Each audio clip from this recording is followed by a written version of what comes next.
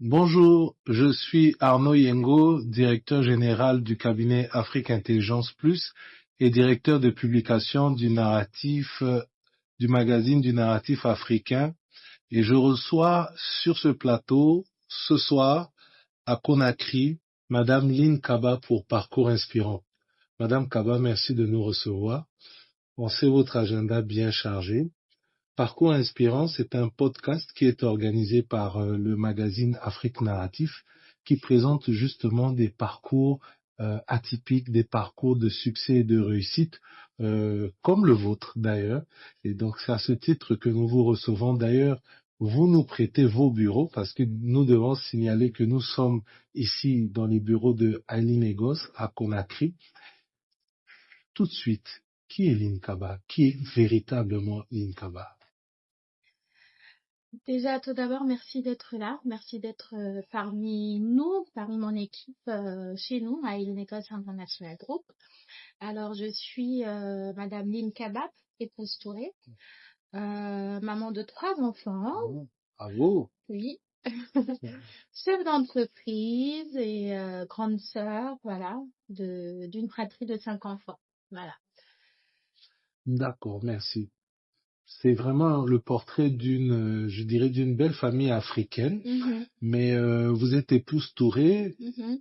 Nous savons que vous êtes Kaba, né Kaba, et le nom Kaba n'est pas un simple nom dans l'environnement, je dirais, guinéen. Est-ce que vous pouvez nous parler un peu de votre famille, de votre fratrie, de ce que vous avez reçu de cette grande famille Kaba que nous connaissons ici à Conakry? Comment ça vous a influencé de naître dans cet environnement? D'accord. Alors, tout d'abord, c'est mon papa qui s'appelle Mamadi Kaba, digne fils de Cancan. Voilà. Ma mère, elle est Bari, fille de Mamou. Donc, mes parents sont Malinké et Peul. Ok, j'ai mon père qui s'appelle Mamadi Kaba et ma mère Ogiatou Bari. Donc, en fait, moi, je suis née aux États-Unis. J'ai grandi entre Paris et les États-Unis, ainsi que mes frères et sœurs. Je suis rentrée à Conakry. J'ai fait quand même une année de mes études quand j'étais beaucoup plus jeune. Je pense qu'à 5 ans, 6 ans, j'étais à Conakry.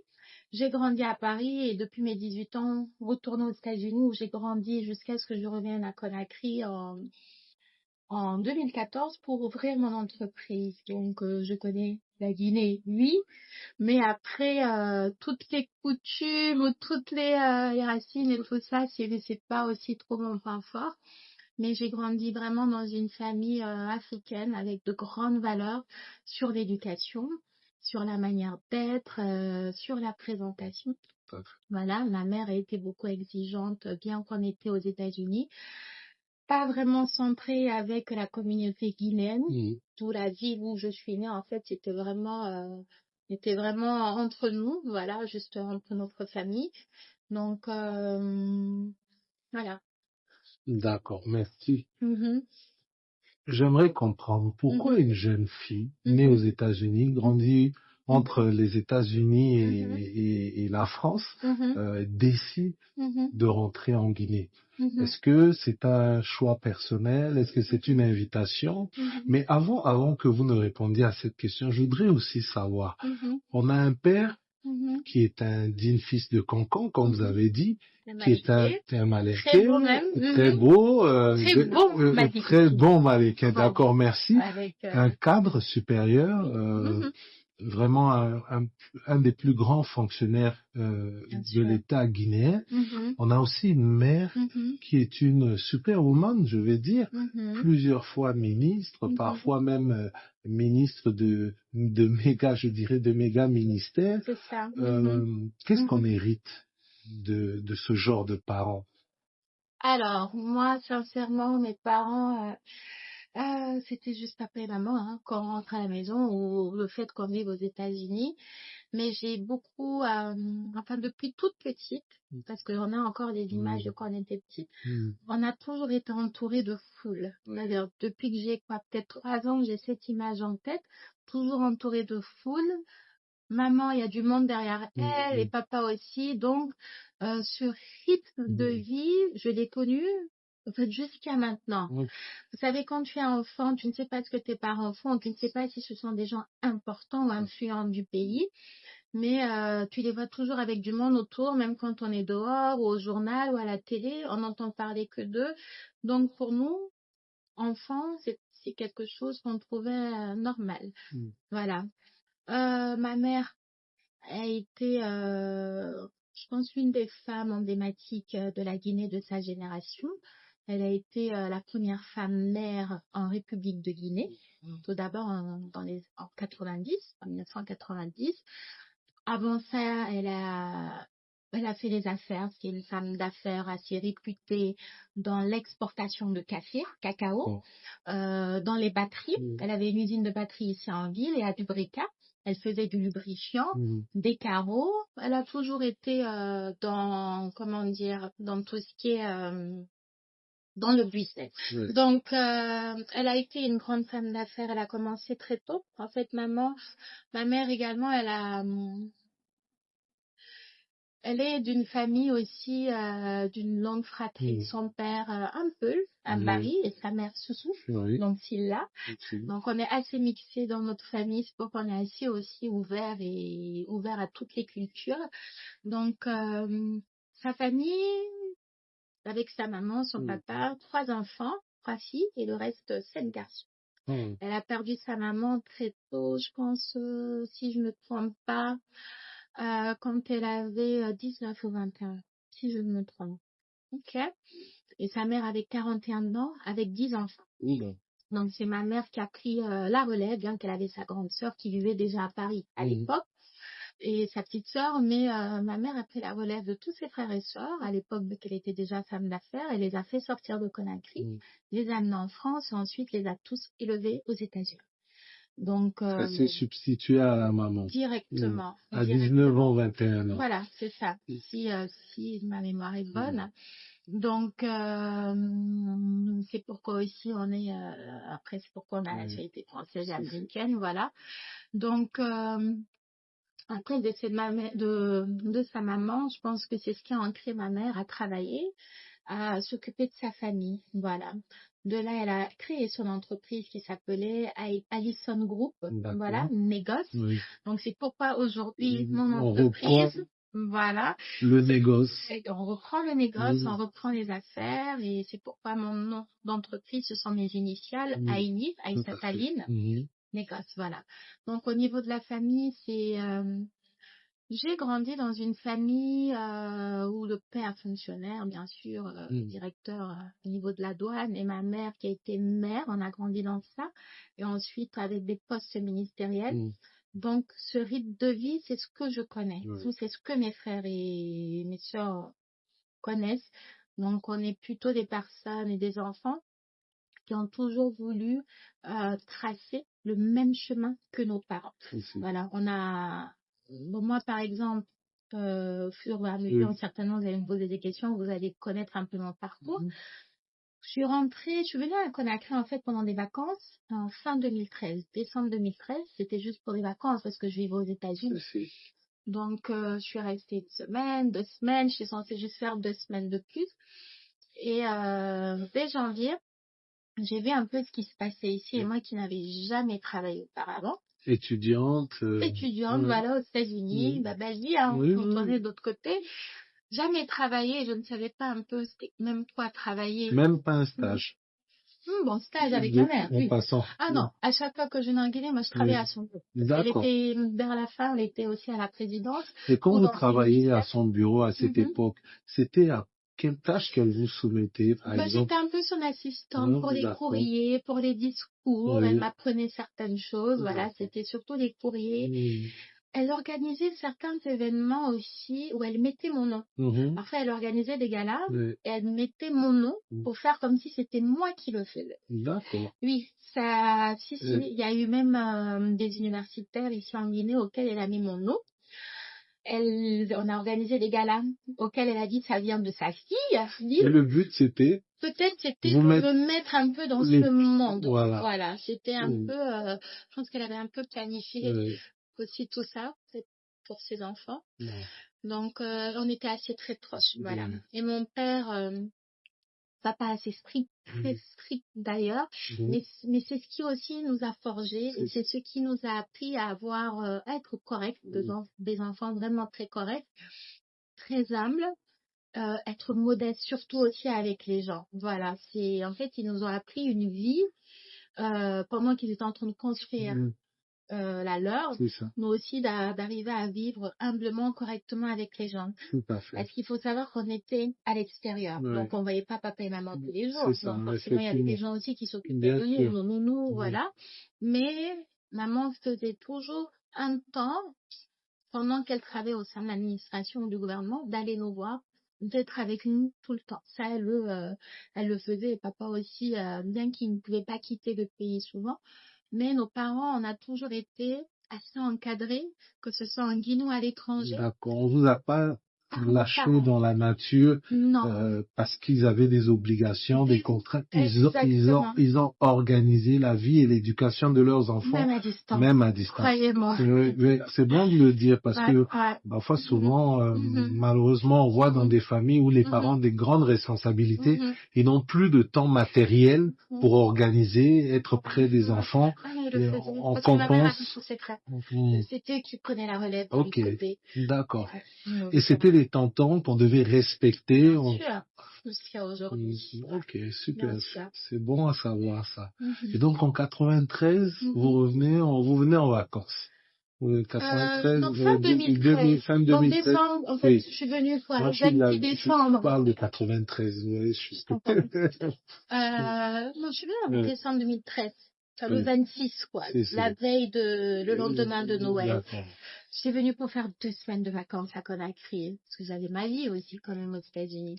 Mais au fur et à mesure, par exemple, à force d'organiser des événements, il y a eu un gala, il y a eu un événement, comme ça, elle m'a dit, allez, va le faire. Je vais te présenter quelque chose, même avec une amie.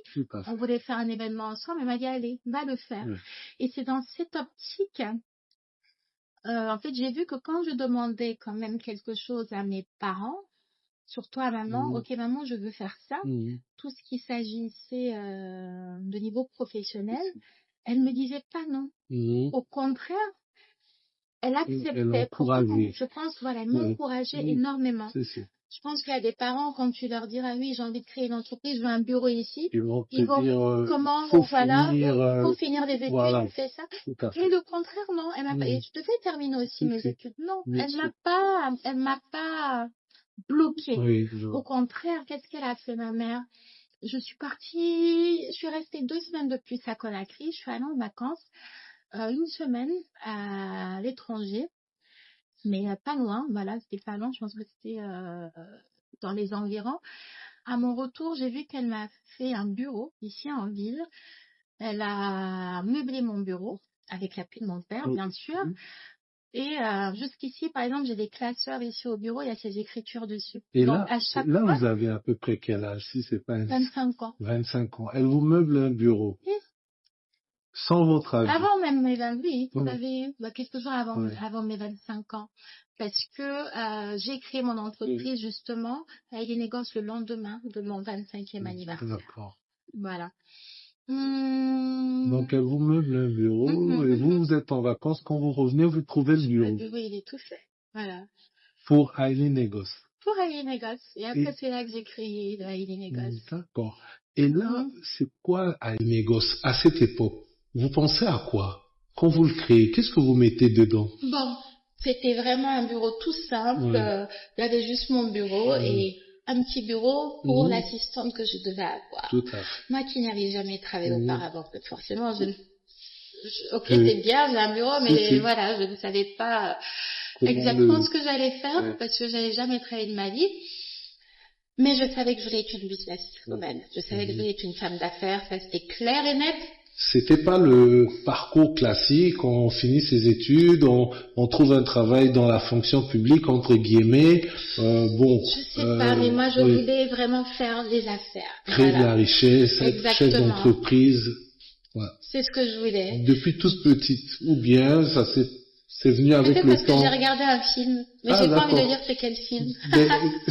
On est dans Parcours inspirant, ça J'ai peut regardé un peut-être... film ça et peut j'aimais trop. Lequel, si c'est pas Le indiscret? diable s'habille en Prada. Ah, d'accord, ok, d'accord, oui. Pourquoi? Si. En fait, j'adorais les bureaux. Oui. Et aujourd'hui, j'ai ce bureau, en fait. Ça m'a parlé. J'avais l'impression de l'avoir vu quelque part. J'ai ce bureau. Si, tout à Le fait. diable s'habille en Prada, je Oui. pense qu'il y a plus de 20 ans. Oui, tout à Et fait. aujourd'hui, sincèrement, je sais pas, mais j'ai dit, je veux être comme cette femme-là, mais je veux être comme ma mère, ça c'est clair. Si. Je veux être comme cette femme un jour. D'accord. En fait, j'admirais ça. Ouais. Donc, Haïli Négoce, mes initiales, ma mère, elle a choisi Aïssata Ly. Aïssata, c'est le nom de sa maman. D'accord. Elle m'a mis tant que fille aînée. Voilà, donc je porte le nom de ma grand-mère. Le négoce, parce que les affaires, en fait, c'est tournant. Je ne savais pas exactement ce que je voulais faire. Je pense qu'à l'époque, je voulais faire du café comme elle. Si je me souviens, je pense que j'étais basée sur du café et du diamant. Si je me trompe pas. C'était ce que vous voyez au quotidien. Voilà, je voyais du café, mais le diamant, parce que je pense qu'elle avait ses frères qui avaient beaucoup de diamants. Et quand on était petite, je voyais en fait ça. Je peux aussi raconter toute ma vie. Donc, c'était entre les deux. Mais après, le café, je suis pas allée dans cette option. Donc, elle a choisi. Voilà, parce qu'après, il fallait aller chez le notaire, créer l'entreprise, Haïli Négoce. Elle a choisi le BTP, le transit, le commerce, certains critères en fait qui se trouvent toujours dans mon RCCM, que je n'exploite pas forcément, mais c'était elle qui m'avait choisi ces secteurs d'activité. Ok, d'accord. Après, j'ai pas fait des études spécialement pour ça. Effectivement. Aujourd'hui, bien sûr, jour après jour, j'ai eu des cours. C'est pourquoi jusqu'à aujourd'hui, je suis également des cours en ligne. Et je pense que 2026, je ferai beaucoup de déplacements à l'étranger pour continuer, pour accentuer aussi certaines choses. J'ai commencé par le transit.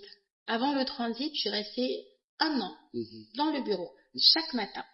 Ma mère qui me demandait de 7h du matin, debout, 7h30 pour être au bureau à 8h et quitter à 17h30.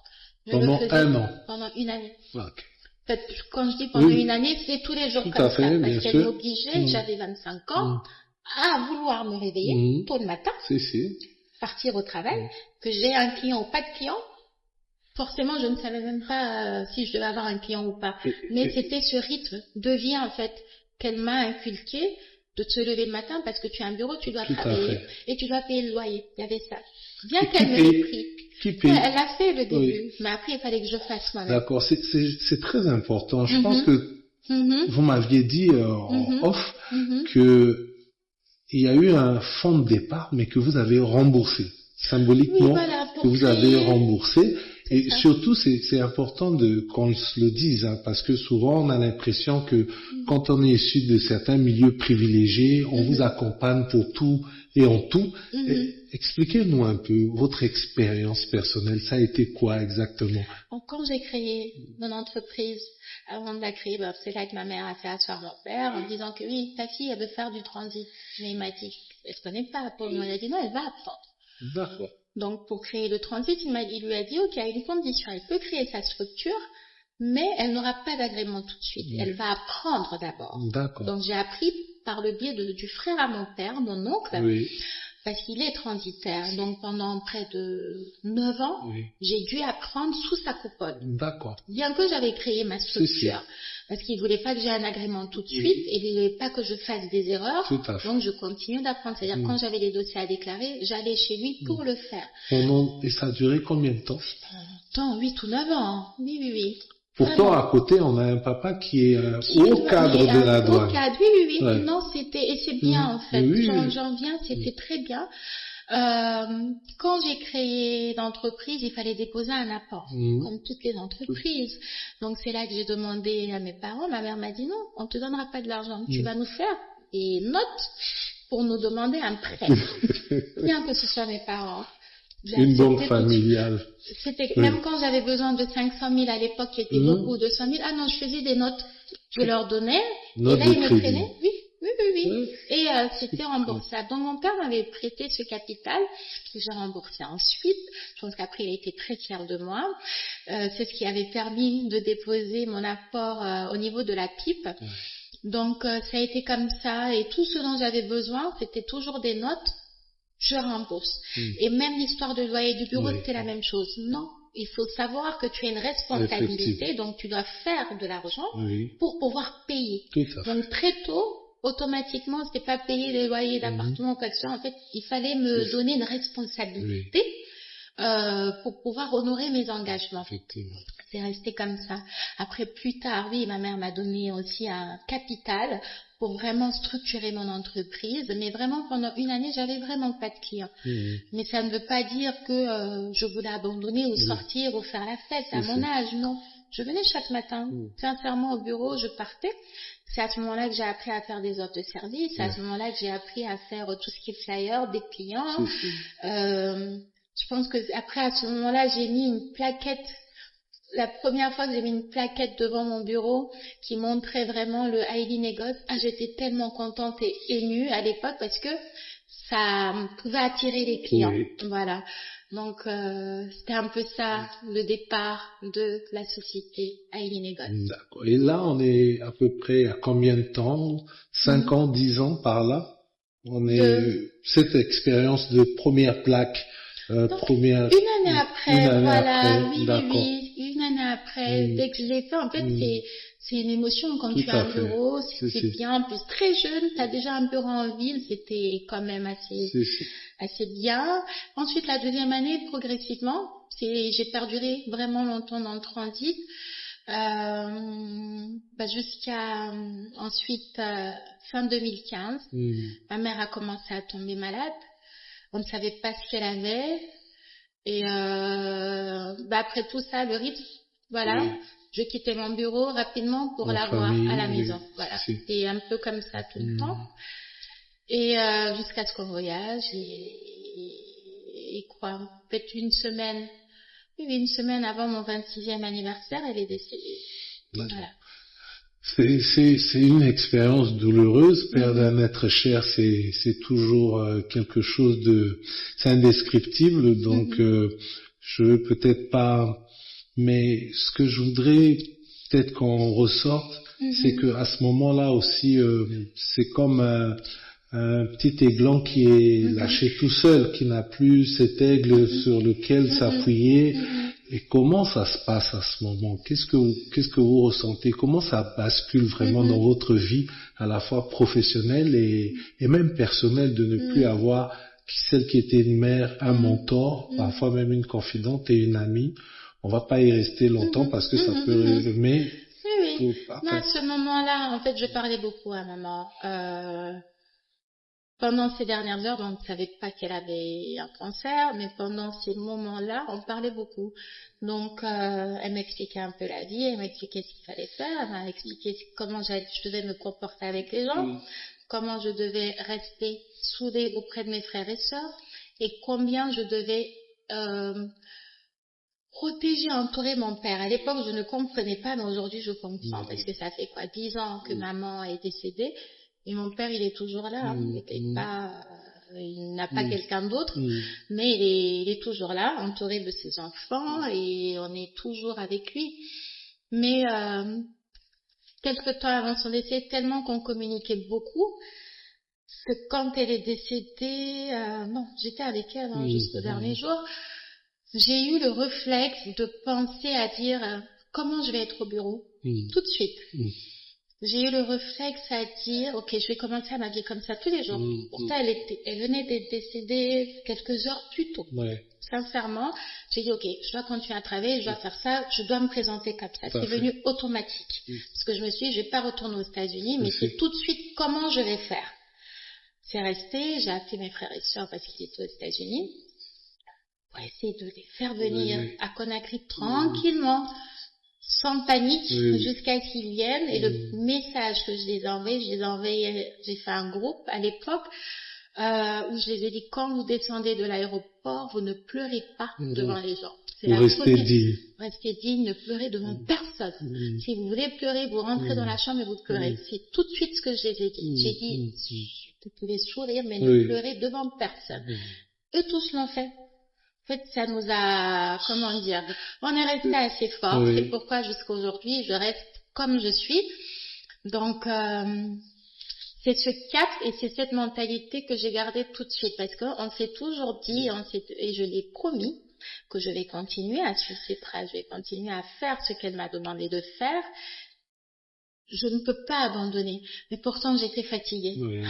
J'étais épuisée. J'ai perdu, peut-être 10 ou 15 kilos. Je faisais à peine 50 kilos. J'étais beaucoup plus mince que ça aujourd'hui. Je rentrais et bon bref, c'est autre chose.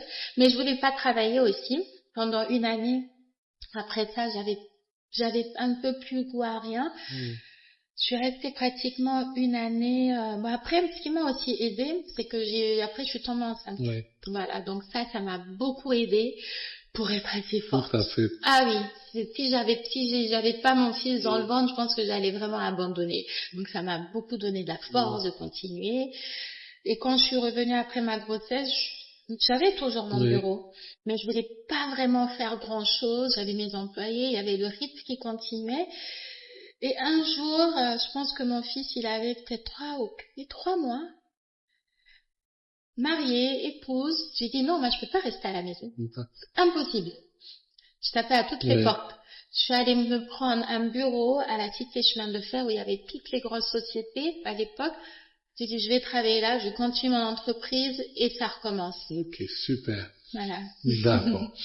Alors, parcours inspirant, cette première partie, elle était vraiment, je veux dire, très intrusive. On est rentré dans votre vie,